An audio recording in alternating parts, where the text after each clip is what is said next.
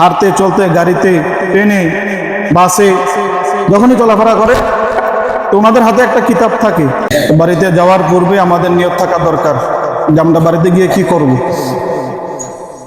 যদি আপনাদের নিয়ত খালেস থাকে বাড়িতে গিয়ে আপনারা সুন্দর মতন কাজ আঞ্জাম দিতে পারবেন। যেমন নামাজগুলো 5 ওয়াক্ত বা জামাত আদায় করা, পিতামাতার খেদমত করা, মুরব্বী যারা আছে ওনাদেরকে খেদমত করা। সকলকে বলবো কিতাবগুলো মোতালা করা, এগুলো পাঠ করা। এগুলো মোতালা করার দ্বারা আপনার বাহ্যিক জ্ঞান বাড়বে, আপনার সময় নষ্ট হবে না, সময়গুলো বাড়বে।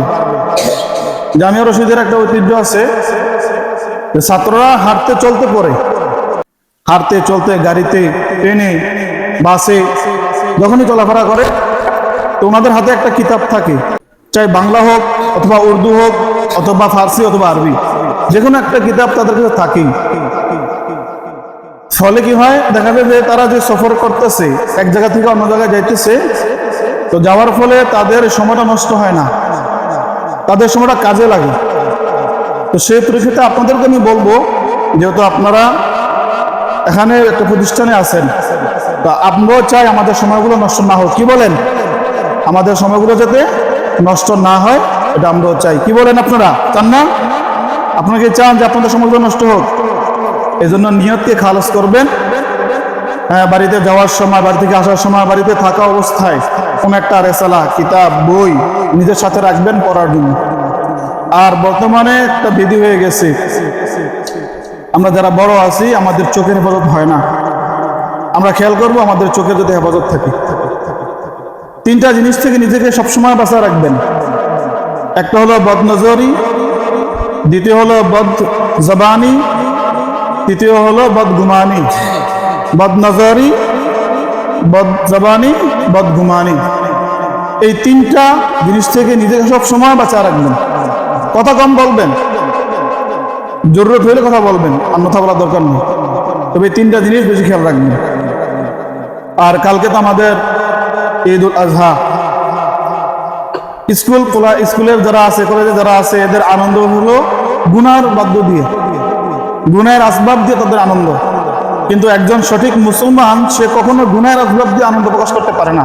পারে? পারে না। তাদের জন্য দরকার, যারা সঠিক আল্লাহ রসুলের অনুসারী, যারা সুন্নতের পাবন্দি, যারা সুন্নতকে মানে, অনুসরণ করে, তাদের জন্য জরুরি হলো এবং কর্তব্য হলো তারা যাতে তাদের আনন্দগুলো নেকের ভিতর দিয়ে কাটায়। আজকের রাতটা কিন্তু অনেক মূল্যবান রাত, অনেক মূল্যবান রাত। হাদিসে পাকের মধ্যে আছে, এই রাতে যদি কোনো ব্যক্তি ইবাদত বন্দেগী করে তাহলে আল্লাহ তাআলা তাকে তার নামটা জান্নাতের খাতা লিখে দেন। সুবহানাল্লাহ। তাহলে এই রাত যেমন মূল্যবান রাত, এই রাতের পরে যে দিন আসবে ওই দিনটাও মূল্যবান দিন। তো ওই দিনটা যদি আমরা হেলায় খেলায় গুনায় কাটিয়ে দেই, এটা আমি মুসলমান হিসাবে আমার জন্য কখনো সমীচীন নয়। আমি মুসলমান হিসাবে, মুসলমানের সন্তান হিসাবে আমার জন্য, আপনার জন্য কর্তব্য হলো কালকের এই দিনটা একটা দিনই কাজে ব্যয় করা। কি বলেন? দিনই কাজে ব্যয় করা। হ্যাঁ, আল্লাহ এবং আল্লাহ রসুল এর দিন, আল্লাহ এবং আল্লাহ রসুলের দিন যেভাবে প্রতিষ্ঠা হয় ওইভাবে, ওই ক্ষেত্রে আমাদের ফিকির রেখে ওইভাবে আমাদের পথ চলা কালকে দিনটা। সবাই রাজি আছেন না ইনশাআল্লাহ?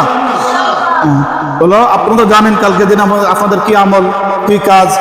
তো এই আমল করার জন্য, কাজ করার জন্য প্রথমে নিয়তকে খালাস করতে হবে। প্রথমে ইন্নামাল আমালু বিন্নিয়াত, আপনাদের নিয়তকে আগে ঠিক করতে হবে। যদি আপনি নিয়ত ঠিক করে কাজ করেন তাহলে আপনার প্রতিটা কদমে কদমে সব হবে। আর যদি আপনি নিয়তের ভিতরে গরমিল করে কাজ করেন তাহলে আপনি একটা পা ফলাইবেন, আপনার অস্বস্তি বাড়বে, আপনার আরেকটা পা ফলাইবেন, আপনার অস্বস্তি বাড়বে। এই জন্য আপনাদেরকে কালকে যে আপনারা যেই আমলে নামবেন ওই আমলের জন্য সর্বপ্রথম দরকার কি? নিয়ত ঠিক করা। পারবেন না ইনশাআল্লাহ?